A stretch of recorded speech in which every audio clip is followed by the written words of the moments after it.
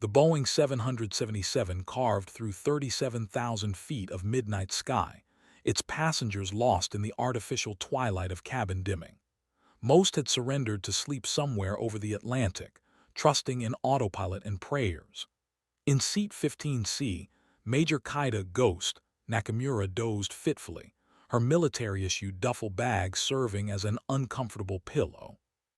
The faint scars on her knuckles caught the reading light, souvenirs from ejecting over the Hindu Kush 3 years prior. She'd been flying home from her final assignment, medical discharge papers folded neatly in her breast pocket. The Navy had grounded her after the incident in Afghanistan, citing psychological fitness concerns following her wingman's death. 22 confirmed kills in an FA-18 Super Hornet meant nothing when you couldn't stop the nightmares. The aircraft lurched violently.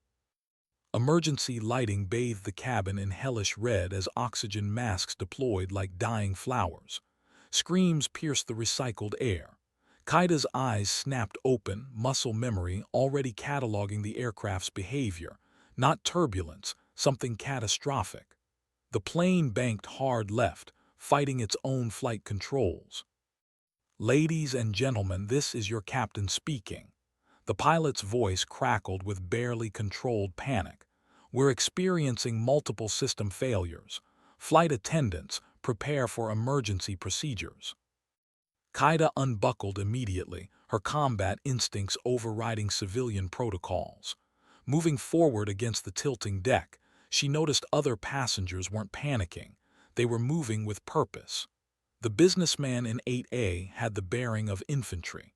The woman in 12F wore dog tags beneath her sweater. Near the galley, a man built like a brick wall stood addressing the flight attendants. His close-cropped hair and the way he commanded space screamed special operations. Kaida caught his words. "Need to know if anyone aboard has flight experience. Commercial, military, anything." The aircraft shuddered again, diving several hundred feet before recovering. Through the porthole, Kaida glimpsed something impossible. The northern lights dancing where they shouldn't exist, painting the sky in unnatural greens and purples. Below, instead of ocean, jagged mountain peaks scraped against the belly of night. The SEAL captain, because that's what he obviously was, raised his voice above the chaos. "I need to know right now. Any combat pilots on board?" Kaida felt every eye in first class turning toward her, though she hadn't moved. Somehow, they knew. Maybe it was the way she'd instinctively checked the aircraft's attitude, or how she remained calm while others prayed. The scars on her hands seemed to burn. She stepped forward, meeting the captain's gaze. "Major Kaida Nakamura, United States Navy, FA-18 Super Hornet, 247 carrier landings." She paused, swallowing the bitter taste of her next words. "Medically retired." The captain's expression shifted from relief to concern. "Why retired, Major?" "Because, Captain," she said, watching lightning fork impossibly through clear sky, "sometimes the dead don't stay buried." The SEAL captain studied Kaida's face in the emergency lighting, reading the 1,000-yard stare that marked combat veterans. Outside, the impossible aurora continued its dance across a sky that defied navigation charts. The aircraft's instruments spun wildly, magnetic compasses pirouetting like broken toys. "Captain Marcus Shaw, DEVGRU," he said, extending a hand scarred by repelling rope and gunpowder. "This bird's going down, Major. Pilots are unconscious. Something happened when we hit that electromagnetic disturbance.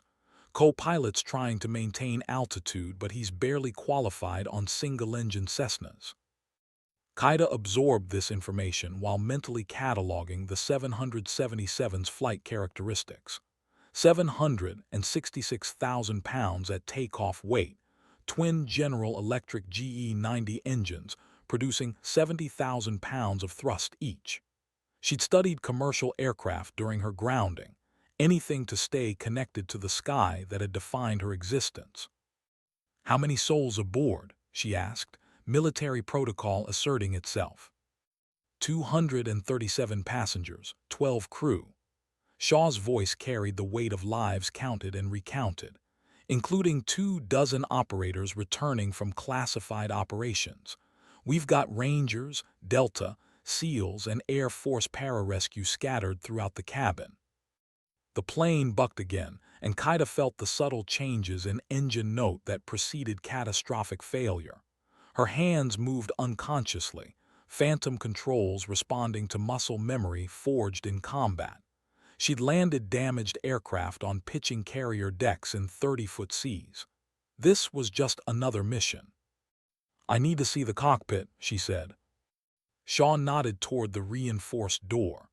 Co-pilot's name is Henderson. Good kid, but he's in over his head. Both pilots went down simultaneously, some kind of neural disruption when we entered that phenomenon. As they moved forward, Kaida noticed the other operators watching her with professional assessment. She recognized the look, the same one her squadron had given her during her first deployment.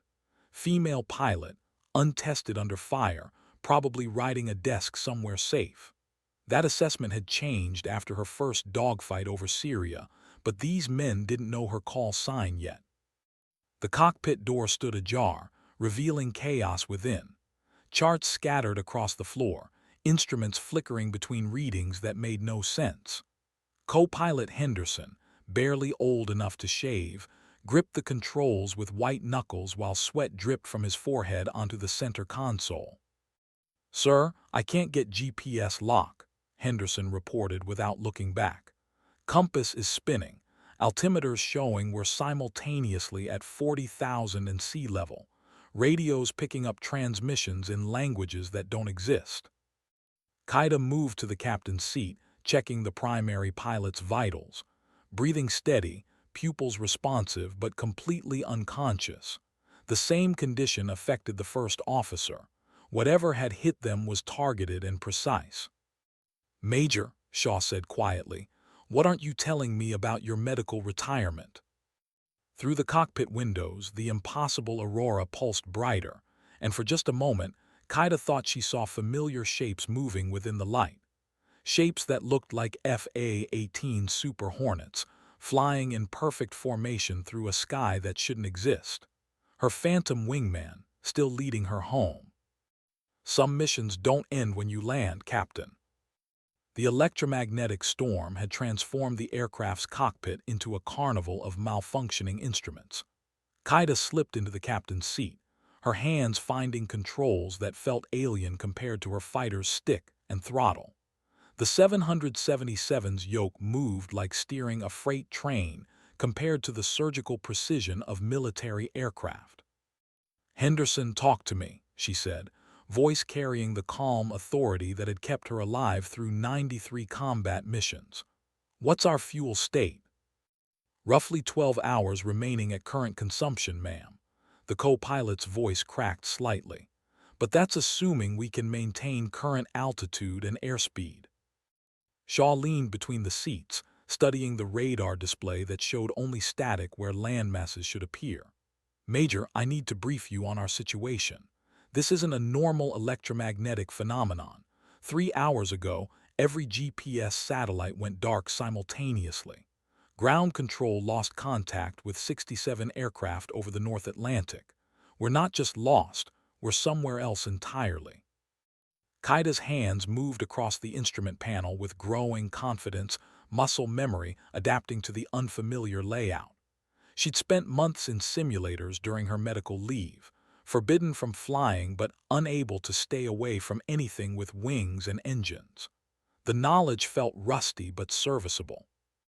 "Explain somewhere else," she said, adjusting trim tabs to compensate for the aircraft's tendency to roll left. "Look outside, Major.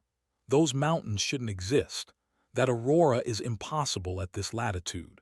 And the radio chatter Henderson mentioned, our linguists have identified fragments of Proto-Germanic, ancient Sanskrit, and something that might be Sumerian." Through the windscreen, Kaida watched the aurora pulse in rhythm with her heartbeat. Within the dancing lights, she glimpsed shapes that made her chest tighten, aircraft silhouettes that belonged to wars decades past. P-51 Mustangs flew alongside F-4 Phantoms, while something that looked suspiciously like a Fokker triplane wove between modern jets. "My final mission," Kaida said quietly, hands steady on the controls despite the tremor in her voice, "was over Afghanistan. Intelligence suggested a high-value target in a mountain compound. My wingman and I went in fast and low, but something was wrong. The target coordinates kept shifting, and our instruments began showing impossible readings."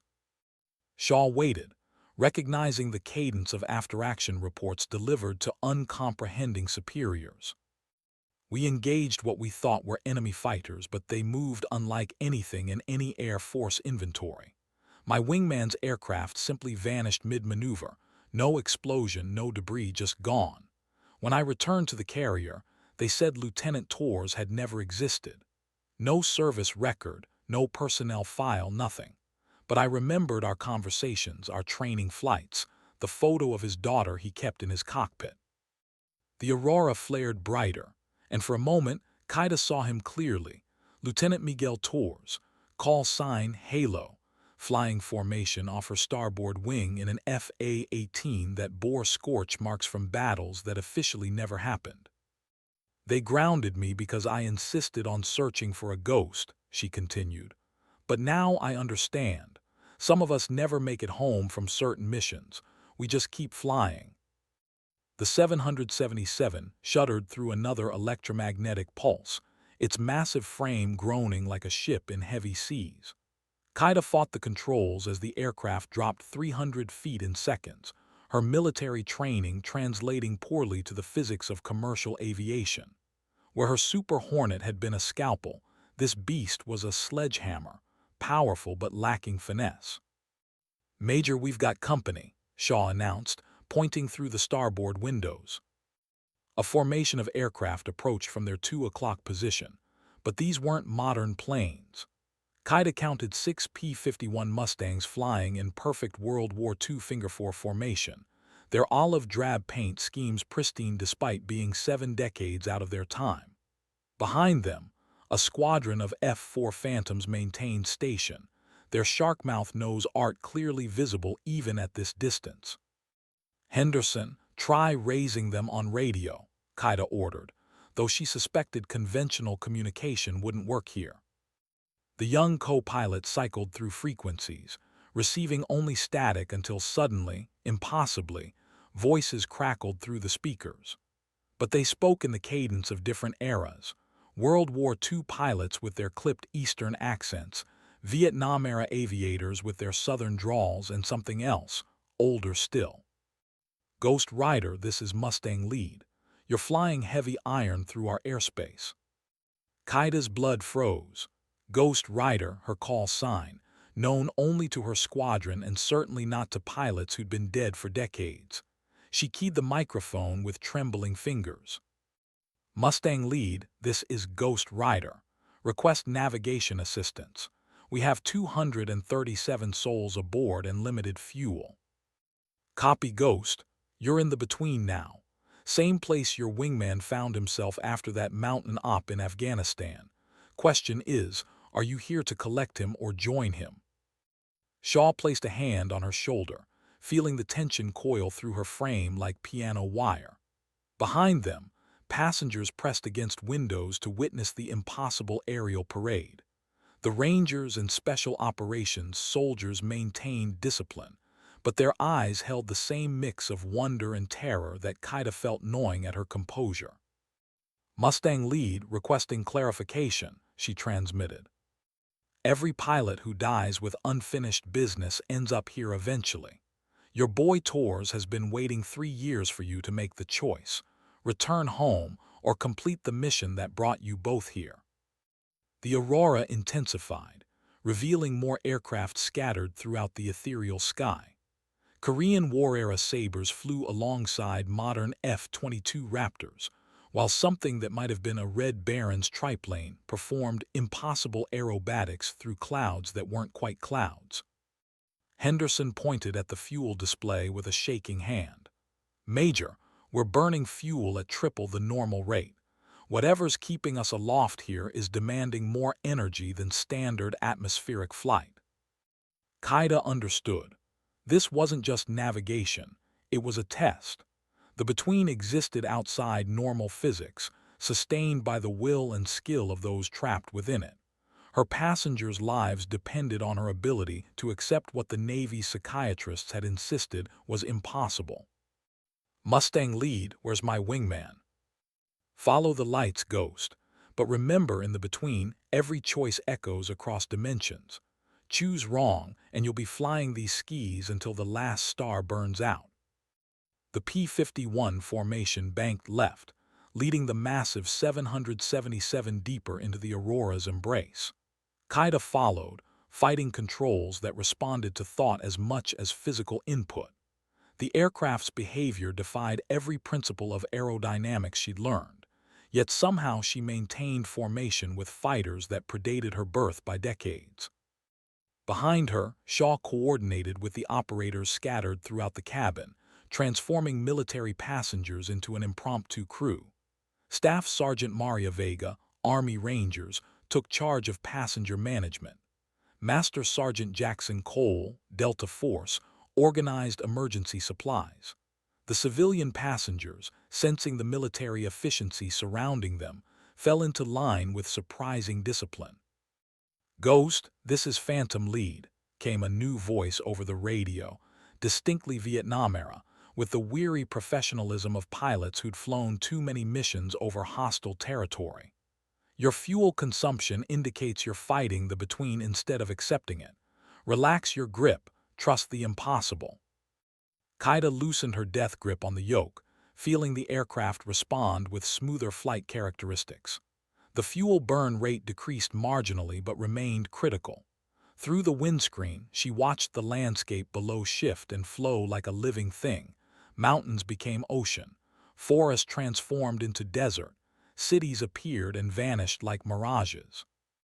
"Major," Henderson said, voice tight with controlled panic, "the GPS just showed a fix, but it's placing us simultaneously over the Bermuda Triangle, the Nevada test site, and somewhere called the Philadelphia experiment coordinates." "The between doesn't follow standard geography," Shaw observed, studying navigation charts that periodically rewrote themselves. "It exists where reality wears thin, places where too many people disappeared, too many questions went unanswered." The radio crackled with a familiar voice. "Ghost Rider, this is Halo." "Tours." Qaeda's hands stilled on the controls as her wingman's voice filled the cockpit, clear as the day she'd lost him over those impossible Afghan mountains. The same slight accent from his childhood in El Paso, the same calm confidence that had made him the best pilot in their squadron. "Miguel," she whispered, then caught herself and keyed the microphone.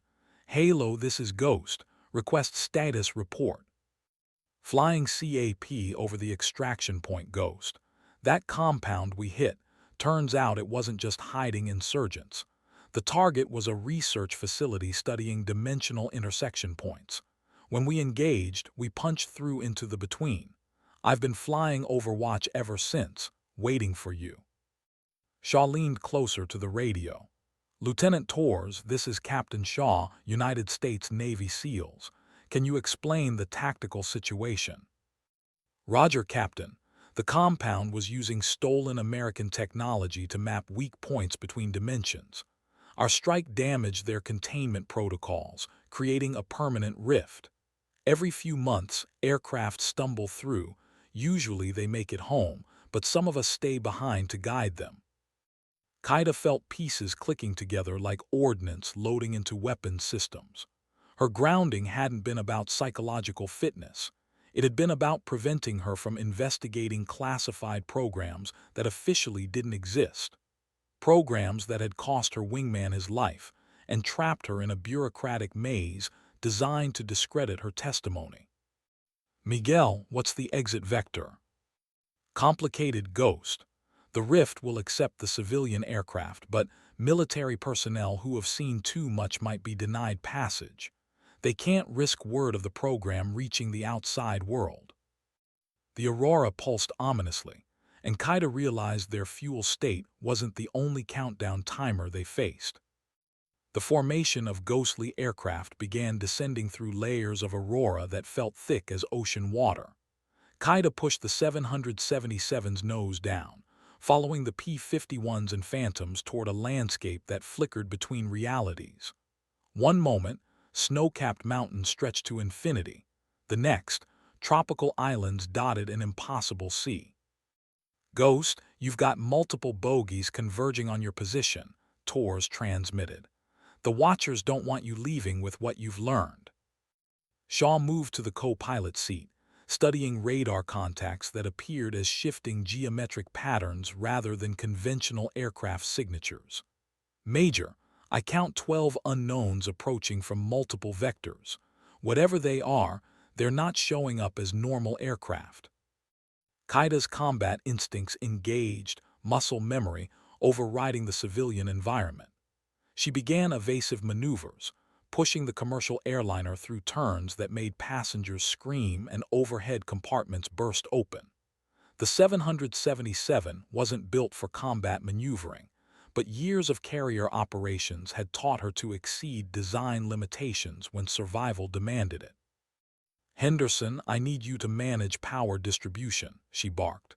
"Pull everything non-essential, cabin lighting, entertainment systems, galley power. Route everything to engines." The young co-pilot's hands flew across circuit breakers, shedding electrical load while monitoring engine parameters.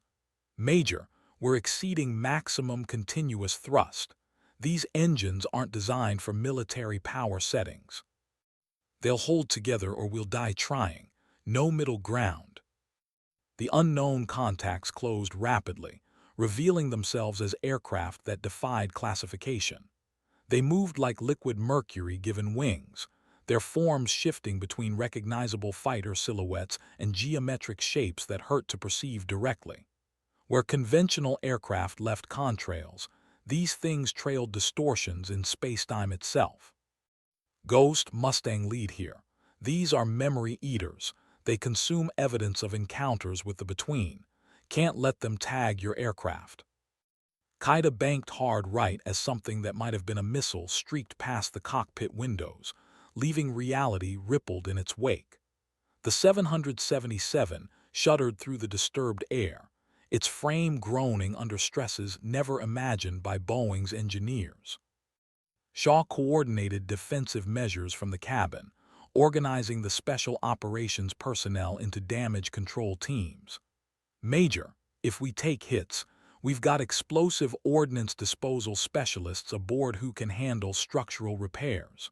But first, we need to survive whatever those things are planning." The aurora ahead began forming a tunnel of swirling light, its far end showing glimpses of normal sky and familiar stars. The exit point, but the memory eaters had positioned themselves to intercept any aircraft attempting to transit. "Tors, what's their weakness?" Qaeda transmitted while pulling the airliner through another impossible turn. "They feed on uncertainty and fear, Ghost. Every time you doubt what you're seeing, they grow stronger.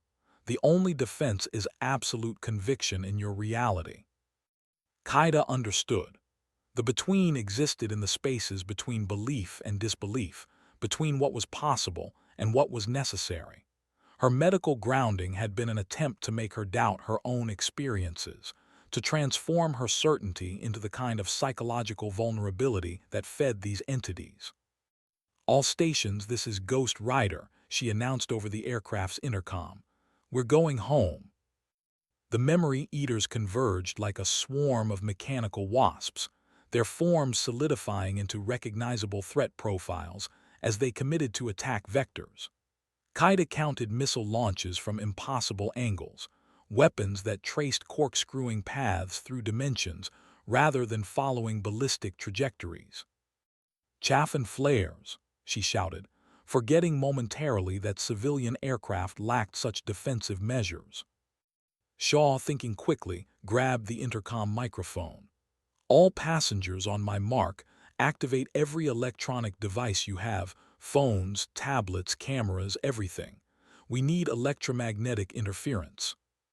The first proximity warhead detonated 50 meters off the port wing, its blast wave rippling through space-time rather than normal atmosphere.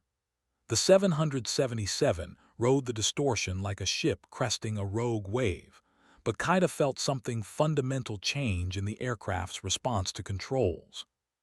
Henderson engine status. Port engine showing fluctuations, but still producing power. Whatever hit us affected our relationship to normal physics more than mechanical damage. Through the windscreen, Kaida watched Tor's FA-18 engage the memory eaters in a dogfight that defied every principle of aerial combat. His Super Hornet performed maneuvers impossible under normal physics, vertical climbs that became horizontal flight without transition, turns that bent space around his aircraft's trajectory. "Ghost, the exit window is narrowing," he transmitted between bursts of cannon fire. "These bogies are trying to collapse the rift before you can transit." The tunnel of Aurora ahead began contracting, its far end showing increasingly brief glimpses of normal reality.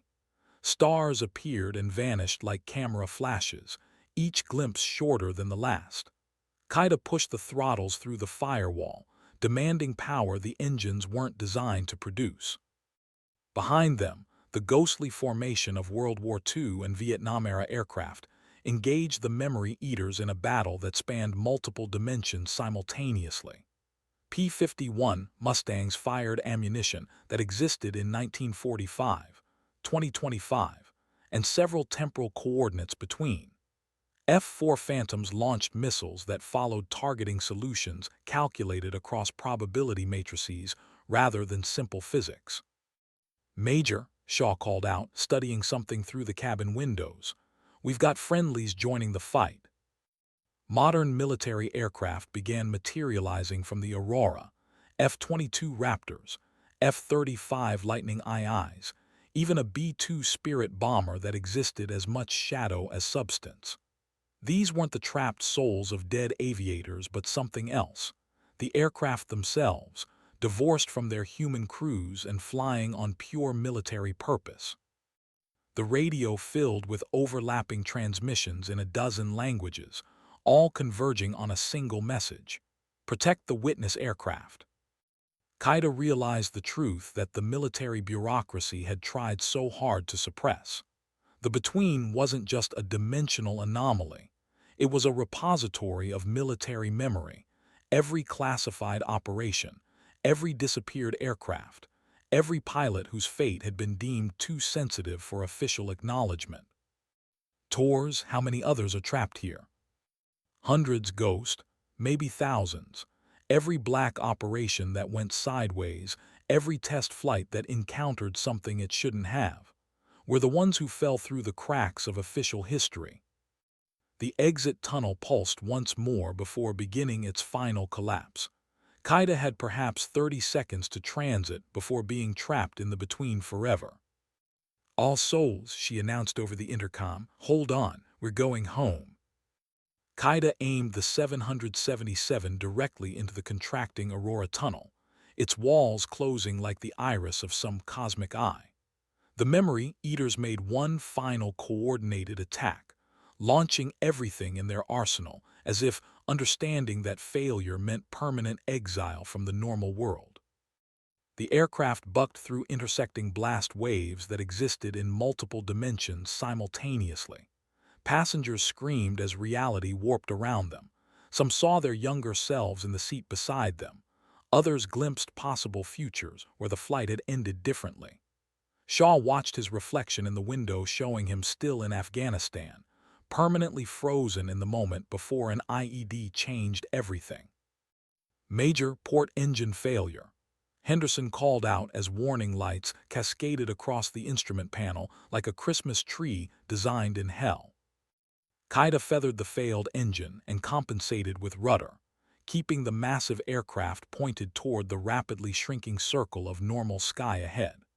The 777 flew on one engine and pure determination, its frame twisted by forces that existed outside conventional physics, but somehow holding together through the collective will of everyone aboard. "Ghost, you're not going to make it," Tors transmitted. His FA-18 appeared alongside their cockpit, close enough that Kaida could see his face through the canopy. He looked exactly as he had 3 years ago, untouched by time or death. The rift's collapsing too fast. Then we make our own exit, Kaida replied, her voice carrying the cold certainty that had earned her call sign in the first place. She pulled the 777 into a climb that should have stalled the aircraft, pushing toward the Aurora's upper edge where the dimensional barrier appeared thinnest. The remaining engine screamed in protest, turbine blades spinning faster than design limits as it drew power from sources that didn't appear on any engineering manual. "All stations, emergency crash positions," she announced. "We're punching through." The ghostly formation of military aircraft converged around them, creating a protective envelope as they approached the dimensional barrier. P-51s flew formation on their wingtips. F-4 Phantoms provided high cover, and something that looked suspiciously like a SR-71 Blackbird materialized at 12 o'clock high, its impossible speed somehow matched to their lumbering pace. The barrier approached like a wall of crystallized lightning, its surface reflecting not light but possibilities, glimpses of the world they'd left behind, the military bureaucrats who tried to silence Kaida's testimony, the families waiting for passengers who'd simply vanished from radar coverage. "Impact in 5 seconds, Henderson announced. "Ghost, see you on the other side," Torres transmitted, his aircraft pulling away as they approached the barrier. "Miguel, wait." But he was already gone, along with the ghostly formation and the memory eaters and the entire impossible sky of the between. The 777 struck the dimensional barrier with the sound of reality tearing apart, its forward momentum carrying them through layers of existence that human perception wasn't equipped to process. Then silence. Normal sky surrounded them, mundane stars, familiar constellations, the comfortable darkness of ordinary night. Below, the lights of civilization twinkled with welcoming normalcy. "Ladies and gentlemen," Kaida announced over the intercom, her voice steady despite everything they'd witnessed, "welcome back to reality." The 777 limped across normal sky on one engine, its frame bearing stress fractures that couldn't be explained by conventional engineering failure modes. Through the windscreen, Kaida watched familiar landmarks resolve into focus, the eastern seaboard of North America, exactly where they should have been if the flight had proceeded normally. "Shannon Control, this is United 847 declaring emergency," Henderson transmitted, his voice shaking with relief and residual adrenaline. "We have single-engine failure and require immediate vectors to nearest suitable airport." The response came back in perfectly ordinary air traffic control vernacular, no trace of the impossible communications they'd received in the between. "United 847, Shannon Control copies emergency. Vector heading 270, descend and maintain flight level 200. Runway 6 available, emergency services standing by." Shaw moved through the cabin, checking on passengers and crew with the methodical efficiency of someone conducting damage assessment. The special operations personnel had maintained discipline throughout the ordeal, but even they showed signs of strain, the 1,000-yard stare that marked exposure to something beyond normal human experience. "Major," Shaw reported back to the cockpit, "we've got some minor injuries from the violent maneuvering, but nothing serious. However, we have a different problem." Kaida glanced back while managing the single-engine approach. "Explain." "The civilians don't remember the between. They think we encountered severe turbulence due to equipment malfunction. But every military person aboard has total recall. The Aurora, the ghostly aircraft, the memory eaters, everything." The implication struck Kaida immediately. Whatever force governed the between had selectively edited civilian memory while leaving military personnel with complete recollection. They were witnesses to classified phenomena that officially didn't exist, carriers of information that intelligence agencies would go to extraordinary lengths to suppress. Henderson, what's showing on our flight data recorder? The co-pilot checked the system. According to the black box, we experienced routine flight from departure to now. No record of dimensional transition, combat maneuvering, or single-engine operation. It shows normal flight on both engines. Qaeda understood the elegant trap that had been laid. Any testimony about their experience would contradict official flight records, making their accounts appear delusional. The military personnel would be debriefed, medically evaluated, and quietly transferred to assignments where their credibility could be controlled. Captain Shaw, what's your assessment of our tactical situation? Shaw studied her profile in the instrument lighting, recognizing the professional detachment that marked officers making hard decisions. We have 24 special operations personnel who have been exposed to classified phenomena. Standard protocol would be immediate isolation, debriefing, and permanent reassignment to minimize security exposure. The airport approached ahead, emergency vehicles lining the runway with flashing lights that seemed mundane after the Aurora's impossible display. Qaeda configured the aircraft for landing, running through checklists that felt routine despite everything they'd experienced. "There's another option," she said quietly. "Major." The between showed us something important. Those weren't just random aircraft trapped in dimensional limbo. They were evidence.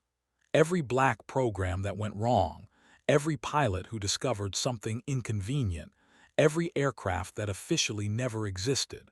Someone's been using dimensional manipulation as the ultimate classification tool. Shaw nodded grimly, and now we're evidence too.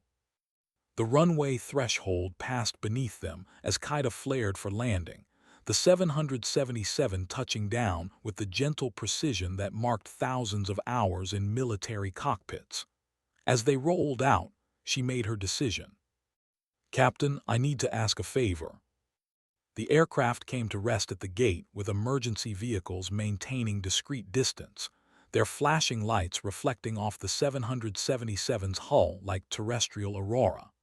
Qaeda shut down the remaining engine while Henderson completed post-flight checklists that bore no resemblance to their actual experience. According to every official record, they'd completed a routine transatlantic crossing with minor mechanical difficulties. "What kind of favor, Major?" Shaw asked as they prepared for the inevitable bureaucratic storm.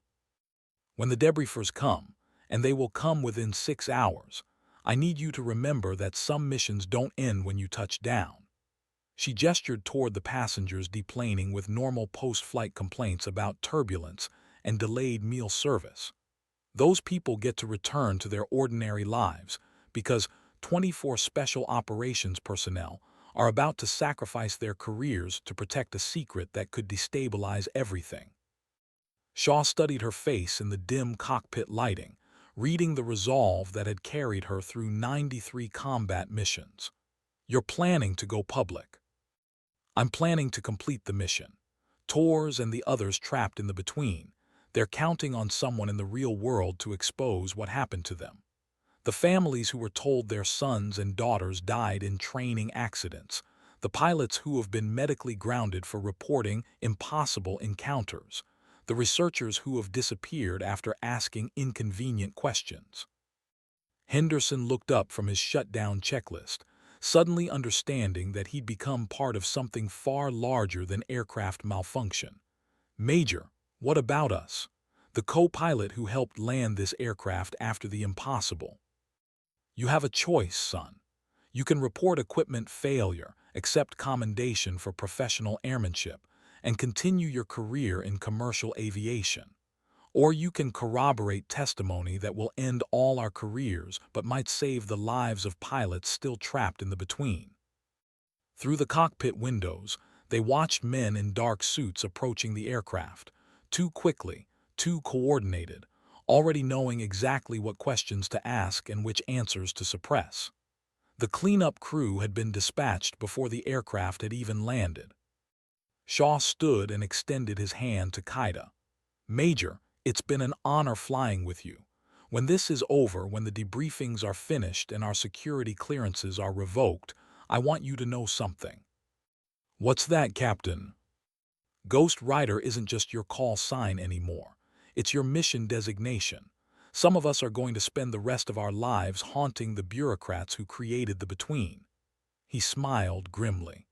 And unlike the aircraft trapped in that dimensional prison, we're going to make sure our ghosts have very loud voices. The first debriefer reached their aircraft as Kaida gathered her flight bag and prepared to face questions designed to discredit everything she'd witnessed. But this time, she wouldn't be facing them alone. 24 Special Operations personnel had shared her experience, and their testimony would be harder to dismiss than the isolated reports of a medically grounded fighter pilot. Henderson, she said as they prepared to disembark, what's your decision? The young co-pilot looked at his hands, then at the emergency vehicles, then back at Kaida. Major, I joined commercial aviation to serve passengers safely. I think that service just expanded to include passengers who can't speak for themselves anymore. The debriefing room at Shannon Airport felt designed to diminish human dignity. Fluorescent lighting that turned everyone sickly pale, chairs positioned to create psychological disadvantage, recording equipment that hummed with electronic menace. Kaida sat across from three men whose credentials identified them as FAA investigators, but whose bearing screamed intelligence community. Major Nakamura, the lead investigator, began, consulting files that seemed surprisingly complete for someone supposedly investigating routine equipment failure. You were medically retired from naval aviation due to psychological fitness concerns. Is that correct? I was grounded for reporting encounters with unidentified aircraft during classified operations, she replied, her voice carrying the flat professionalism that marked military personnel under interrogation. According to your co-pilot's statement, you experienced severe turbulence and single-engine failure during routine flight. Do you concur with this assessment? Kaida glanced at the one-way mirror that undoubtedly concealed additional observers. I concur that we experience phenomena beyond normal atmospheric conditions and that our aircraft suffered mechanical difficulties. The investigator made notes that seemed designed more for theater than actual documentation. Major, are you currently taking any medications for anxiety, depression, or post-traumatic stress? Are you qualified to conduct psychiatric evaluation, sir? The room's temperature seemed to drop several degrees. The investigator consulted another file, this one bearing classifications that shouldn't exist in civilian aviation accidents. Major, your psychological profile indicates persistent delusions regarding deceased squadron members and classified military programs. These symptoms have resulted in multiple fitness for duty failures. My delusions have been corroborated by 24 Special Operations personnel aboard that aircraft. Are you suggesting that Rangers, SEALs, and Delta Force operators are all suffering simultaneous psychotic episodes? The investigator's confidence flickered slightly. This was clearly not proceeding according to script. The bureaucratic machinery designed to isolate and disk.